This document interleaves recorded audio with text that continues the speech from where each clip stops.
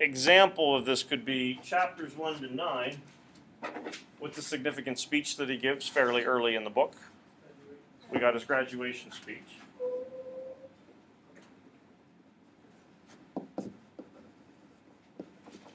What is his graduation speech? Booker T. Washington, pass down your bucket. Remember on Friday we were also talking about bucket kind of ideas repeating over and over again. You have the bucket with the speech, you have Bledsoe Buckethead, you have the paint bucket now here in chapter 10. But we have the bucket speech with Booker T. Washington. What would be, conversely, chapters 10 to 15? Any speeches?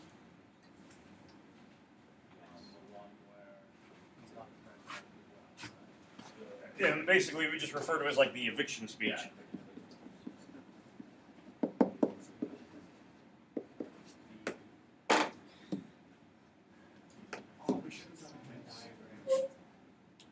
don't like Venn diagrams. I don't know. They're horrifying. They're just never anything I'm a fan of. You can't fit all the words inside the little book. Oh, exactly.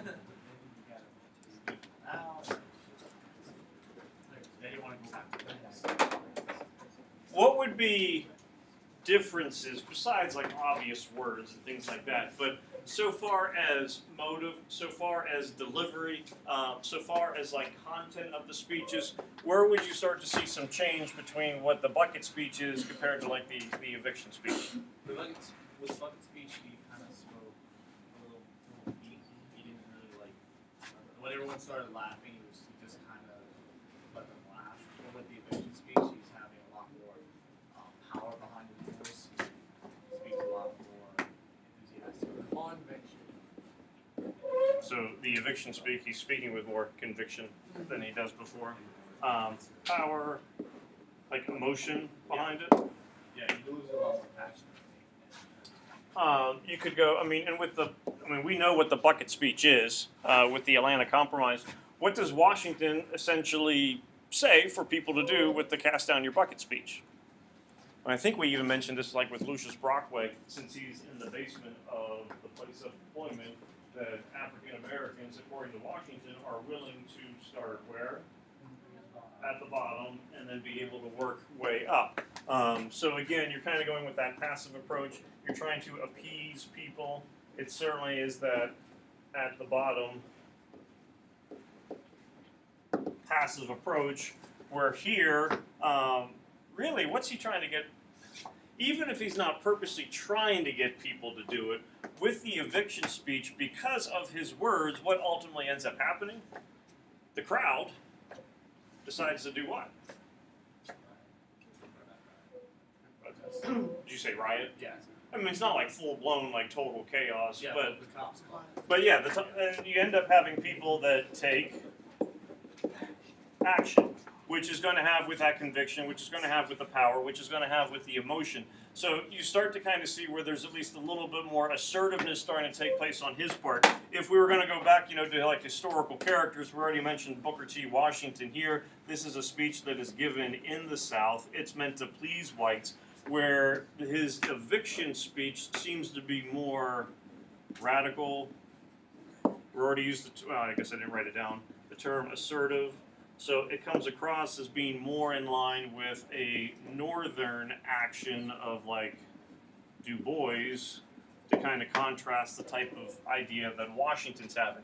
One of the things that Ellison does, and I don't know if I necessarily say he endorses one person over the other, but you'll start to see that he kind of explores all the different types of actions, revolutions, protests that you could do. One of the people that's going to start to take a bigger role in the book, in the third part, is going to be a guy by the name of Roz.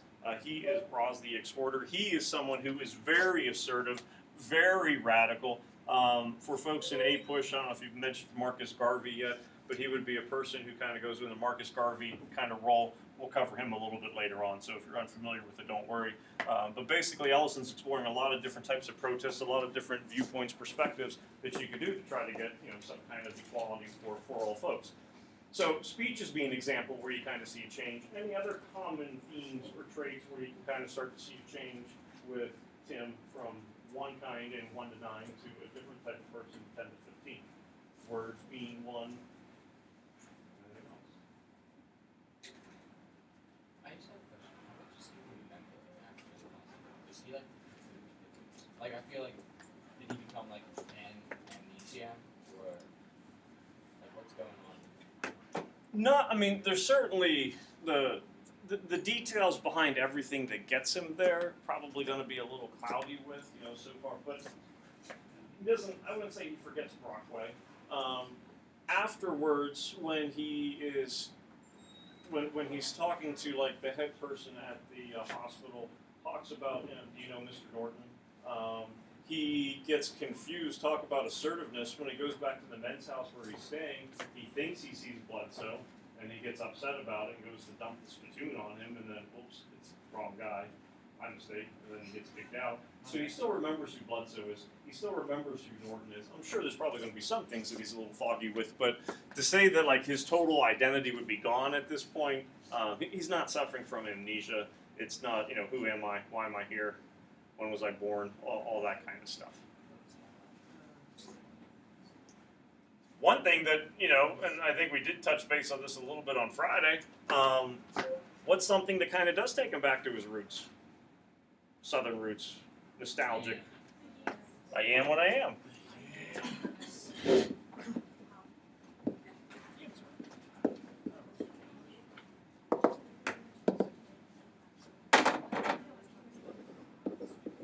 What's an interesting Hmm? It's an interesting eye. I thought it was on one side first. Slightly different. Yams, nostalgic, cultural. They would consider to be like Southern.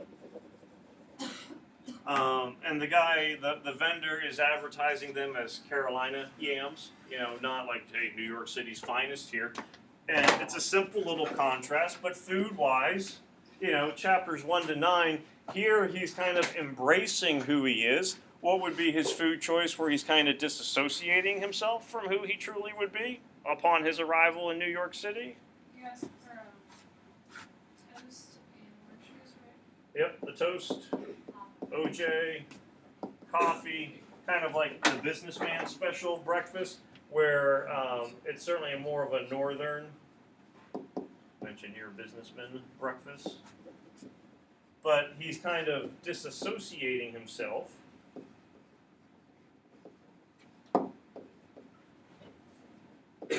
Where down here, there seems to be more embracing himself, his identity, even though technically we don't know who he is.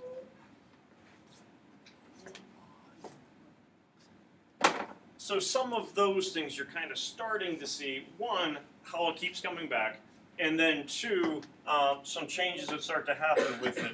As soon as next chapter, chapter 16, you're going to see again speech come up. There's also going to be some elements to it, some motifs to it, that would take you back to some earlier speaking roles that he's kind of had in the book, where Ellison again has that kind of boomerang effect that starts to take place.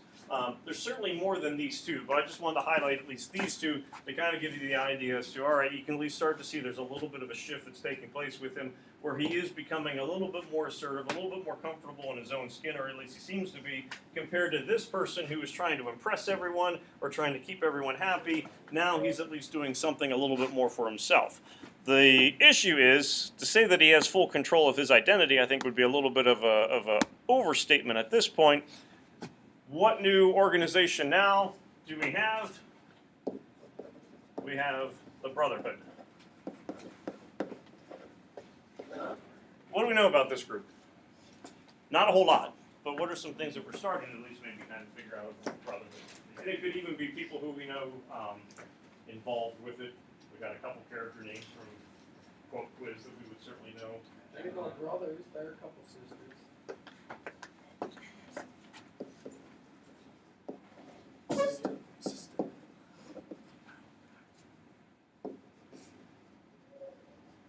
Why they use the term brother, and they do use sister also later on. Okay.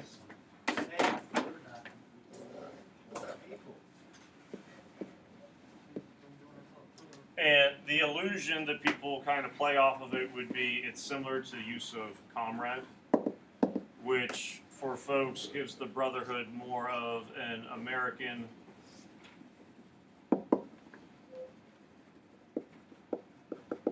Communist Party tie-in. And Allison does admit that this is a connection that he's trying to make with the Brotherhood. So he's never going to use the term communist, but it would be meant to kind of replicate a communist organization. So they're looking for equality. You would have equality with race, equality with gender, equality with socio-economics. All of you would have 0 money. What's that? All of you would have 0 money. Yes, you're going to be the same. You can't work for the government, so the government pretends to pay you. What's the problem with this promise for equality? It basically never happens in reality. And you do start to, with the Brotherhood, you do start to get some elements of foreshadowing that kind of gives you an idea that there certainly could be some questionable intent on their part. Got a feel for Jack or Emma? Yeah. As it's predominantly white, and it's predominantly male. There are, Emma being an obvious example, there certainly are females involved, and you're going to have, Tim's going to be working with the women's movement a little bit later on in a few chapters. It's predominantly white. There are other African American brothers as well. The most common one that you're going, or the most prevalent one early on is going to be Brother Clifton, Todd Clifton. Brother Tart is somebody that Tim's going to be working on as well, or working with as well. But for the most part, especially like the upper elites within the organization, it's primarily white. Not primarily, it's white. Now, certainly still preaching, equality for race, gender, socioeconomics. But one thing that you have to look at kind of moving forward is there more concern about the individual,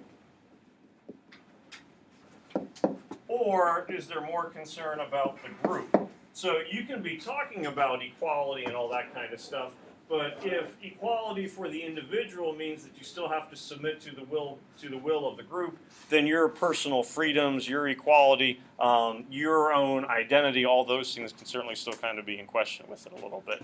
And the whole idea, behind communism, socialism, and whatnot is you do what's best for the group, and so there does tend to be some personal sacrifices that kind of have to take place for folks. The problem is there's usually people who still don't want to sacrifice everything, and therefore they still try to wrangle power for themselves.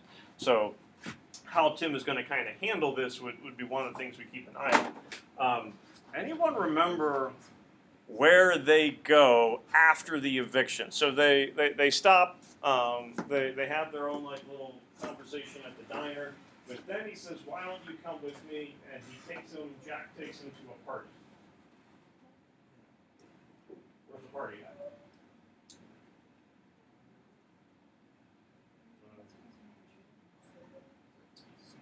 That's over at West Egg. That was like a bar. The zoo. Not the zoo. Oh my god. Of all the guesses, you're going to say the zoo? I was thinking like zoo. Dude, Miss imagine all how that turtle. crazy it would be. The gorillas. Alright. You scared me sometimes. You should have been reading chapter 14, came across a hotel and went, "What in the world is that name?" Because that word can't be pronounced in the English language.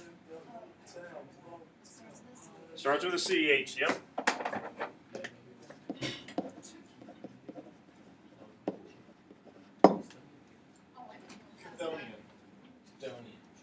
Chthonian. You would expect there should be some kind of vowels going on in the middle here, but there's not.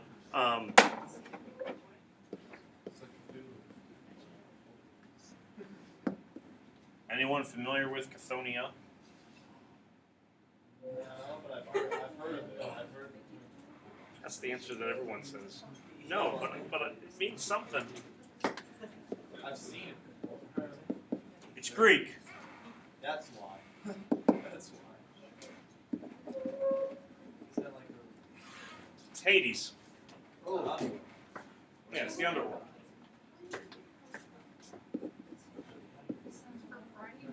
I'm great. Well, I know what he is. Oh, I thought you knew. Well, no, like. So if you're looking for any kind of ominous feelings as to, hey, what is the intent of this organization, why don't you come to our underworld residence? We'll show you all that we have to offer, and it'll be one really good party to have. It's the underworld, bro. You need to sell it. Hey, welcome to the underworld. You acquire your soul. Happy hour. Anyone remember physical description with Jack? Besides white male.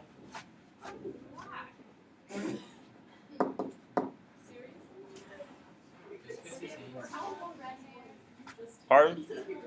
Yep. My distrust of him is broken.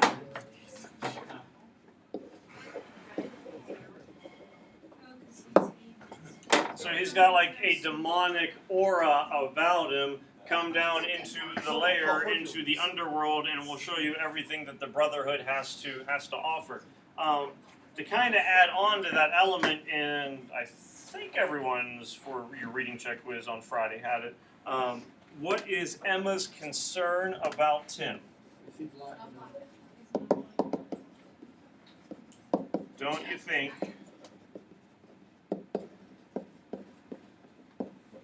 he should be a little blacker?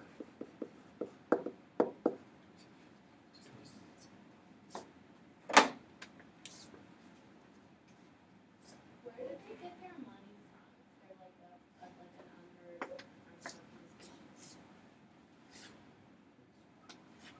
Who knows?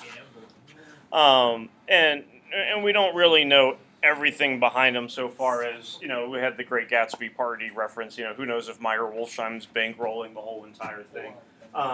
What it does tell us, though, is it's an established organization. It's something that has been around. Now, you know, they're still, you know, coming to the underworld. It's not that they're hitting the elevator and they're going down to the negative 13th floor or anything like that. They are out in the open. The public certainly knows about them. It's not going to be, ooh, that's the Brotherhood. Shh, don't talk about them. You know, we're not allowed to mention it in public. They're certainly out in the open, so they have some history kind of behind them. But it does let you know that they're also a pretty powerful organization, that they carry a lot of weight. We know that Jack is at least pretty high up at the top. You're also going to get, as you progress into like 16, 17, 18, you'll get a little bit more information about their philosophies and theories on things. It's never going to be, I would say, perfectly clear as to what their overall intent is, but there's enough kind of clues between, you know, demonic character and Brother Jack, Chthoniya being the underworld, which, hey, this is the hotel that we would like you to come and see, as well as some other things that we'll get into, to know that their intent's just not necessarily maybe as pure and even and equal for everyone as they would necessarily like it to be. Why are they interested in Tim?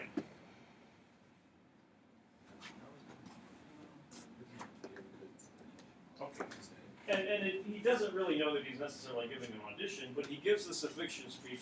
He gets people to move. It gets them into action. He has some power behind his words, gets people to actually do something. When you take a look, though, at this concern that Emma has, it seems that the primary concern might not necessarily be his words or his speaking ability. But what is Emma's primary concern? Looks, appearance, stereotype. So as opposed to words, speaking ability, where you view him as a person or an individual, what they tend to be worried about here is, can he do the job? So he has more of a tool quality to him. He's more of an object. He's meant to fulfill a specific role. It's not necessarily the words that he's truly worried about.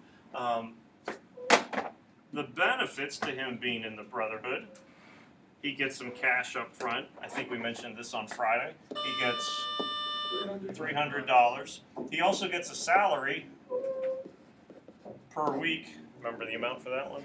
Gets $60 a week. New clothes. New apartment.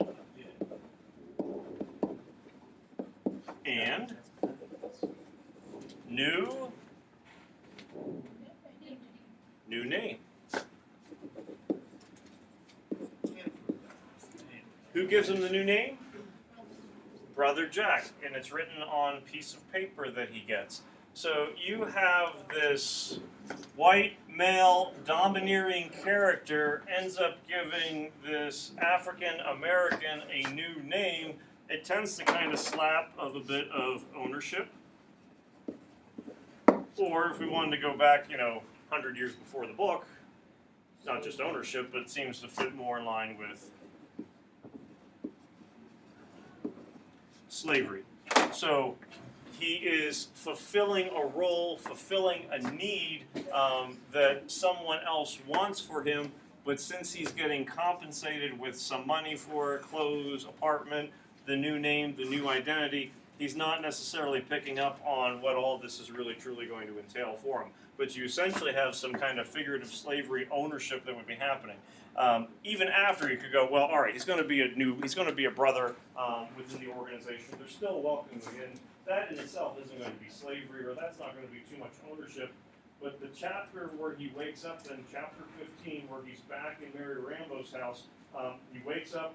The steam pipe is giving this loud banging noise that is absolutely driving him nuts. Tim wakes up with a massive headache, because he's probably hungover from the party before, and so he picks up an object and slams it at the steam pipe. And what's that object? It's the bank. Yeah.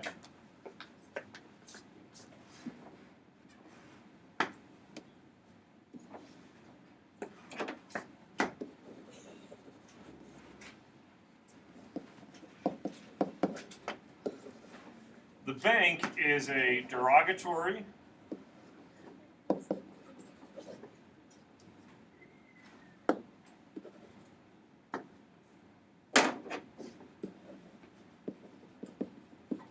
it's a caricature. What's the caricature?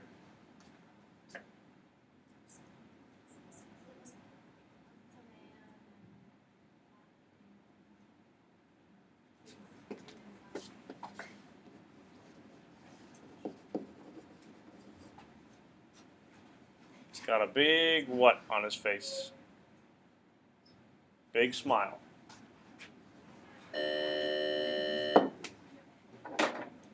The way the bank works, you put the money in the hand, you pull the lever, the arm goes up, and the money ends up going into his lips, into his mouth. So why is it smiling? Because it's getting money, from it. Think of caricature, derogatory caricature of smiling black man receiving money. We had that in chapter 2 with True Blood.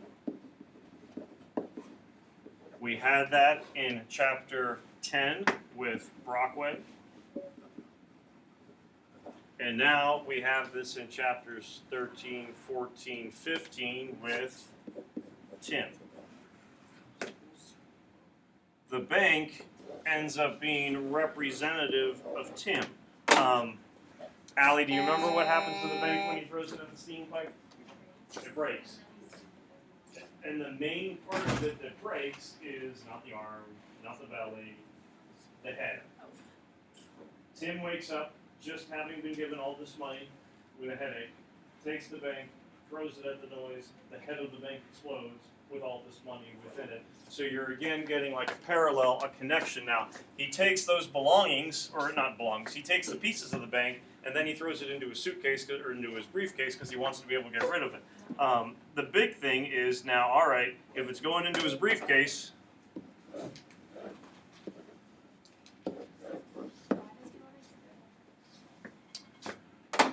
well, here, let's highlight a couple things that are going in, then we'll mention that part. So he has pieces of the bank. What also would be in his briefcase at this point?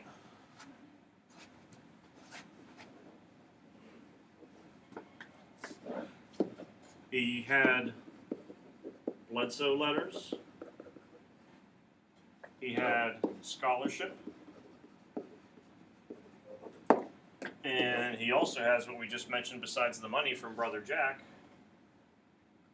He has his new identity, his new name, because it's written for him on a piece of paper.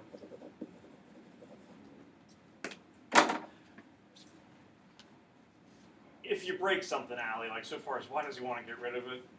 You break something, you want to get rid of the evidence. You don't want to feel bad, you know, that Mary Rainbow's bank has been broken. At the same time, too, I think he kind of recognizes the demeaning caricature of the bank, and this should be getting rid of. The irony is that when he actually goes to get rid of it, where he tries to throw it in the dumpsters, people see him doing it, and so then he has to kind of hold on to themselves. It's the only time, really, at this point where he doesn't want to be seen, that people actually see him.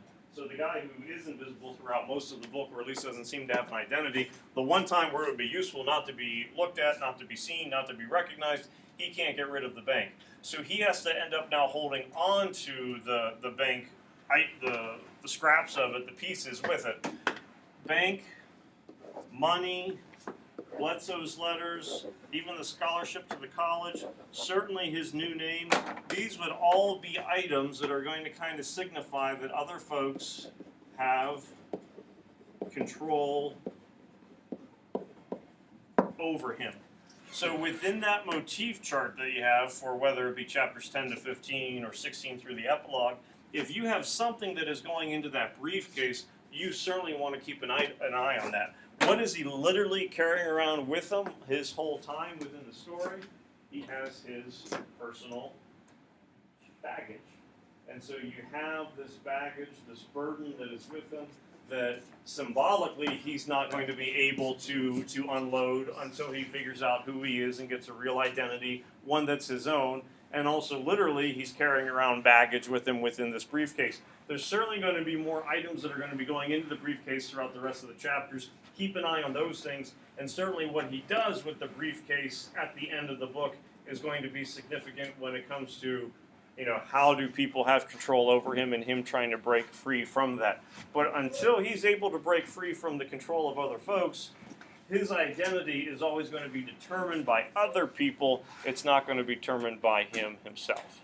But if it goes in there, make a note of it, because certainly when it comes to something such as power, control, it tends to be illustrative of the lack of power and control that he truly has. So as we keep going on, that would be something to keep an eye on. With your study guide that you're going to be taking a look at, you might come across some other things within the briefcase that could be important. Gives you page numbers for it, so that would be something also to to kind of follow along as we go with it. You definitely want to have your books with you tomorrow, Wednesday, Thursday, because you're going to need them with the study guide that we're going to be looking at. Basically, any answers that you put, you don't have to have quotes coming from the book, but you're going to be having like page support from it as if you were like citing it within an essay. Some of the questions will certainly point you in the right direction.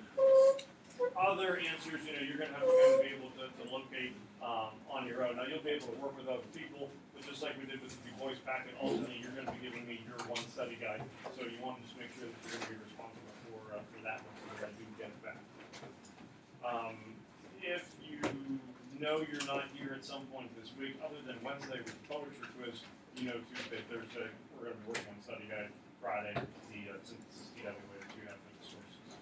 If you didn't make note of it, remember on the sources, you're ultimately going to use 4. So as you get a little bit more familiar with them, understand the topic, maybe think which sources you feel, in favor of. Are there any sources that you don't like, where you would be able to do a counter argument? You can certainly use those as well. Is a counter argument like required? It's not, I think it's a good idea, but it would be a time permitting kind of thing for it. So if you can work it in, I think it's always a good idea.